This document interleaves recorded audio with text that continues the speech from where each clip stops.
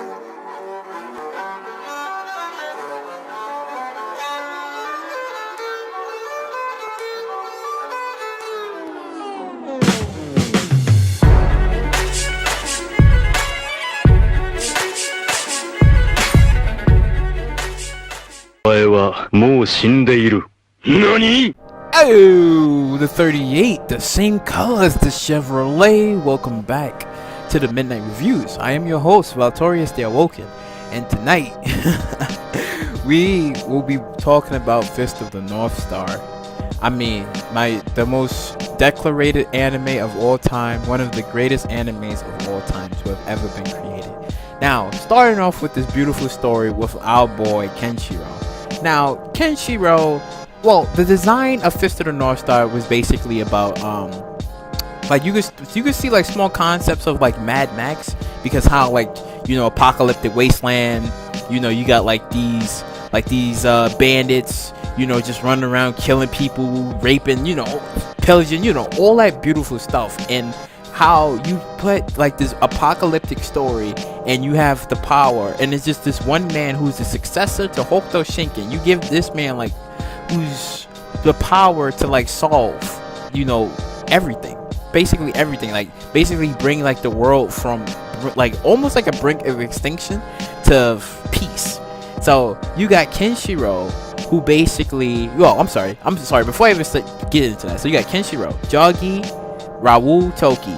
Now we all know out of the four brothers, one was going to be the true successor, because it was basically stated when he was a little boy, when you had Yuria, which was this girl who was also part of the Nanto Seiken at the time, and then she was like, I guess you could say mute or refused to talk or whatever, and one person that made her like smile and I guess like talk and be friendly was Kenshiro, because Kenshiro gave her back her soccer ball and stuff when Raoul was training him. And then Raoul looked, he was like, what the hell, like that, and it was like, oh my god, like this boy, like we see greatness in him and stuff. So it was like, it was already bound from that moment forward, was that he was basically going to be destined to be the successor to Hokuto Shinken and stuff. So basically, after when the story starts up was where, you know, he's coming out the like the desert and stuff, because it starts off where, you know, Kenshiro is trying to get revenge against Shin, because Shin was the one who stole Yuria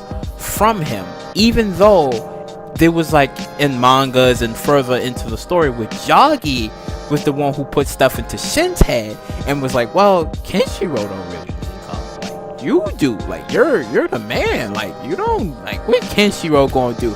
Next thing you know, Shin was like, yeah, you know, kind of right about that. Next thing you know, they fought, and he kind of like defeated Kenshiro, and then he had Yuria hostage and stuff. So that's when he was like punching like the 7 stars into his chest and was like, well, you know, listen, if you don't say you love me more than Kenshiro, yeah, he gonna die. So she had no choice, so left this man to like nearly half dead and stuff until he came back, and then that's when he vowed for like revenge against Shin, and then he just wrecked everybody who came near his way, until he came across like this very small village where he met Bat and Lin. And you know, Lin was like a mute girl until Kenshiro, like, you know, used like his pressure points to like make her talk and stuff. And because how she became that way was because, you know, bandits came and they killed her family, and they wrecked everything, you know, they raped, you know, they did everything, and so they killed her family. And then, you know, Bat was there and stuff. And then after when like Zed when Zed showed up and was like coming over to like this very small village and was like, yo, give me your water, give me your everything, I'm taking over. Kenshiro came over there and 100 crack fist his ass, and that's when, because he had like Reen, it was Reen. He had Reen like hostage and stuff, so he was like, Reen, like that. She was like, can, like that. So that's when she finally spoke, and then he just messed up freaking Zed and stuff. Then going to like further into the stories where they, you know, he had them as companions. Then he met Ray, and then because Ray was looking for the man with the 7 stars across his chest, and he thought it was Kenshiro. Kenshiro was like, you know, I didn't do it. And then he realized, he was like, yo, Kenshiro's, he's a good dude, like I didn't believe he did that shit. Then he found out it was Jogi. Jogi was the one who had kind of like I guess you could say kidnapped his sister Yeah. Like, yeah, like, yeah. Like, he was the one who kidnapped his sister and, you know, was doing all types of things and stuff. So, you know, leading on to, like, other things where Raul, Bowser, and Toki came about. It was like, you know, because you have everybody in the story where Raul wanted to, like, conquer the world, but he wanted to make it be at peace, but through control and through fear, while Bowser, who was part of, like, the holy, you know, the holy emperor, you know, he kind of was like, well, I want to do things, like, I want to rule too, but I want to rule things, like, differently, like, you know, no love, none of that, you know, he wanted to rule, like, more of a dictator, basically, like, you could say he wanted to be like a dictator and stuff. So, you know, Kenshiro had to, like, basically fight him down the line, but find out, like, his pressure points was in the reverse,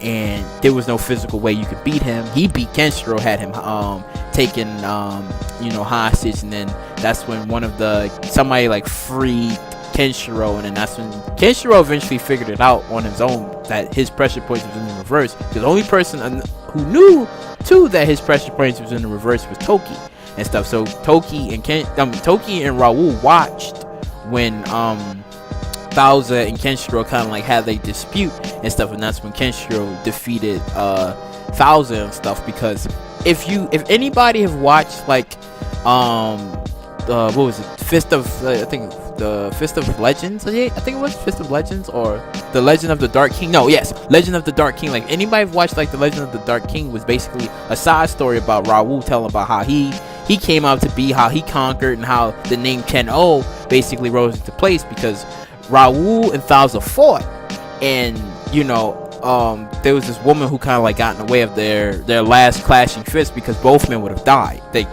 freaking Raul was doing something crazy, Bowser was about to do something crazy, and both men was like, listen, if I fail, you know, if I die, yo, you can rule like that, like, I'm giving it to you, so let's have a truce. So they made a little truce. So as you can see from in the Fist of the North Star story, with Kenshiro's part, you didn't really see Raul or Bowser, like, kind of, like, go head to head. Like, they both were just watching things fold out because they already fought each other. So we wasn't gonna really see that in, like, the Fist of the North Star Kenshiro story. So you know, it was quite good, so freaking good, on how you had you know, everything come out to about, and even when my man Ray died, when freaking Raul gave him 3 days to live, but then Toki kind of, like, extended his time a little bit so he can, like, get revenge against Yuta. Yeah, I think it was Yuta. Yeah, he made him get revenge against Yuta, because Yuta basically had, like, Maya and other girls, like, sex slaves and stuff, and prisoners and whatnot and stuff, because I don't know, he was with this whole beautiful crap type thing, you know. And then that's when, you know, Ray was starting to have, you know, little feelings for Maya and stuff. So, you know, he got his own revenge.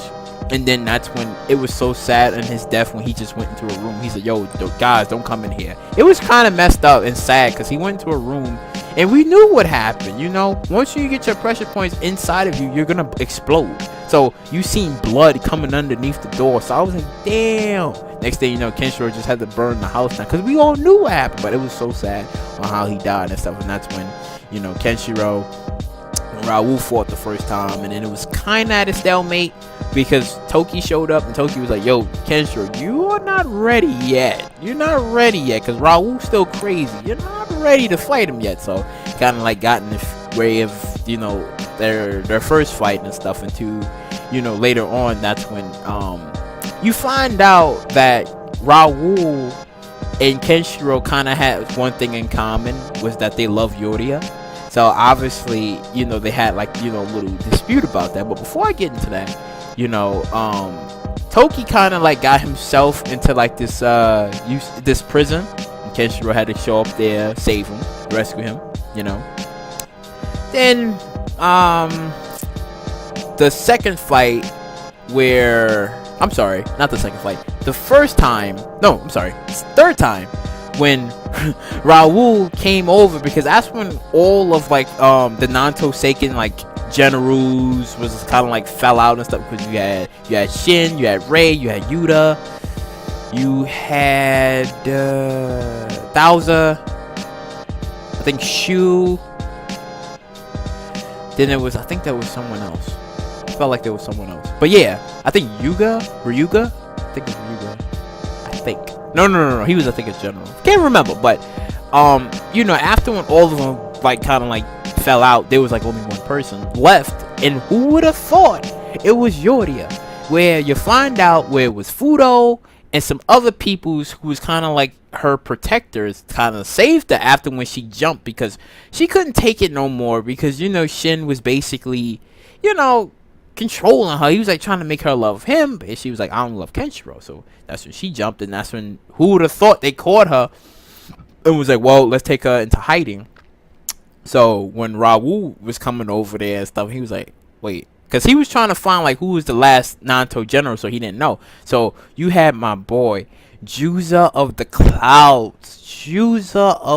Clouds. Like, this dude, like, he was just chilling, he didn't really care too much. But then once when like she kind of like took off the helmet and was like, oh, like, I am the general, he says, say no more, I will protect you with my life. So when you had Raul show up, that was the best fight, like one of the best fights in Fist of the North Star, I guess, history, because the dude, they was fighting each other. So this man was unconscious. He was like, Raul was like, tell me, who is she? I mean, who's the general?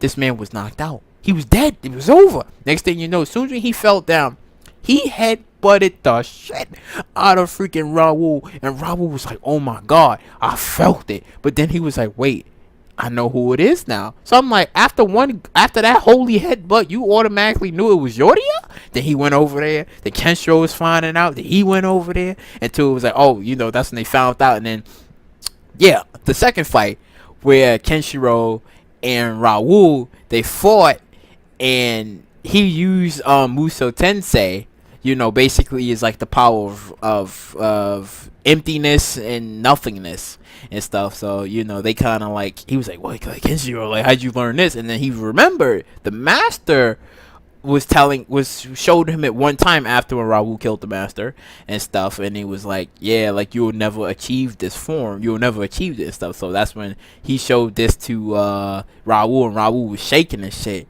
And he was like, I will return, after he, had Yoria hostage and stuff. And too, he was trying to figure out how. So he figured a way of feeling love and fear at the same time. So he struck Yoria's pressure point, and then he got Muso Tensei as well. So it was crazy. Like, Raul literally forced his way to get Muso Tensei. So at the final bout of the fight, Raul and Kenshiro fought. Kenshiro defeated him. And then right before when he defeated him, that's when Raul was telling him about everything. He was telling him about Shura, his brother, his older brother, and where they came from and everything. And then after for a while, because, I mean, that part was kind of like, you can say, I guess, off-panel, kinda-ish. And then he said the most famous, like, lines. He was like, I raise my fist towards the heavens. I will leave this world with no regrets on the life that I've lived. I was like, damn, that shit was so good. And then he just left. He literally left. Like, yeah, Kenshiro defeated him, but he raised his fist, the skies cleared, and that's when, like, you could see, like, it looks like his body, like, became a statue. Dude freaking left, and I was like, yo, that was freaking busted. It was freaking busted. And then when you have season 2, where you have Falco, the Imperial Fist, and I guess the Imperial Army or whatever. So you had Falco, then you had Lin, which was, I think, Rin's sister, they had a thing, and then that's when Kenshiro went over to Shura. Then finds out, like, Shura's a very messed up place over compared to the homeland. Very messed up. Like, they training these kids when they was like 5-6 years old to be killers and stuff. Then the villagers over there was like, yo, where's Raul? And it's like, wait, what? Because Raul came over there at one time. He was like, he told his brother, like, yo, once when I get stuff settled over there, I'm coming back over here. I'm going to defeat you and liberate these people like that. But then when it was like, wait, Kenshiro is here. Kenshiro was like second guessing himself. Like, was I truly the man to be here? Was it supposed to be Raul? But eventually things worked out. He defeated, no, I'm sorry. Before we ever get to that, he fought Kaio the first time. Kaio defeated him, and then that's when he had to learn that there's another form of Hokuto Shinken, or the ultimate technique or whatever, that, but it had like his, family crest and everything on it, but he was the only one that was able to access it. And for his brother didn't know who he was until he defeated his brother, and his brother was like, "Oh wow, you're my little brother, like Kenshiro Hayo." I think his name was Hayo. He defeated him. He got to the thing. He got the crest. He got his power. He got his juice. He got his mojo. He fought Kaio for the last time. He defeated him. And like his brother, he took Kenshiro's brother, and he stood over, I guess you could say, like this molten lava, and then that's when it just came over to his body and turned both of them into like statues and stuff. But it was kind of crazy because you had other characters in there who, in the very version of the dark Hokuto Shinken, was called I think Hokuto Ryuken. Yeah, I think it was called Hokuto Ryuken. It was like the dark version of Hokuto Shinken and stuff, because it was crazy. Like the Lapsus Fist.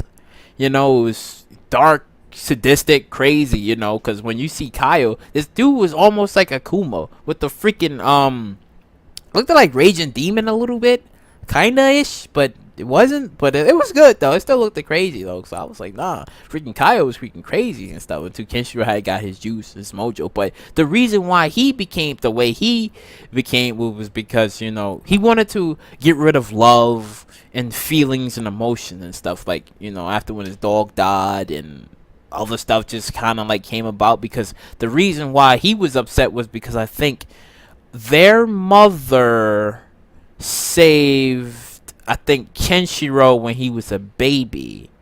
I think somebody's family saved somebody, and that's when they was upset about, well, he was mainly upset about it and stuff, like, my mother did this and that, she died, why, and stuff. And that's when the day came when Raoul, Toki, and baby Kenshiro left, because the master came along and said, "Yo, I'm taking you over, like, yo, we getting you the hell up out of here. I'm sorry, Kaio, you gotta stay. The other master could get you, but yo, we gotta take them and stuff." And that's when, as they was kids and Kenshiro as the baby, that's when they left. And then that's when it was kind of messed up, because his only brother was there, and yeah, you had Kenshiro's brother there as well, but it was kind of crazy, that it was just them. But everything kind of like worked out for the best, because Kenshiro defeated the main peoples that he needed to defeat it, and kind of like liberated his home island. He liberated it, because all the big threats, with all the generals, the commanders, everybody was defeated, and he liberated the entire island and stuff. Into, Kenshiro just went off into sunset, because Kaio was trying to make Rin, yo, you gonna have my baby, and then took away her memories of Kenshiro, and was like, "Oh, you're not gonna remember anything about him. The first man you see, you're gonna instantly fall in love with." So she seen Bat, and because Rin started to have a thing for Kenshiro, but he's like, "Nah, I'm not. I can't, because I just can't." So she opened up her eyes and she saw Bat, and things kind of like went over there and stuff. But yo, freaking Fist of the North Star is freaking good. Like, I encourage anybody and everybody, please watch this anime. Please read the manga, because it's freaking great. Kenshiro's predecessor, I believe it was, Kazumi Kenshiro, which was the master. The man he's different. He's not like Kenshiro, because Kenshiro, he's all serious and stuff. Kazumi Kenshiro, he's a dick. He's a dick, but he's funny, he's funny. He's like, yeah, who called out the hell, what he said? The king of hell. Yeah, I think he was like, who called out the king of hell? Wang Yang or Yang Wan or something like that. But yo, I love his master. The master's a dick. He's funny. He's crazy.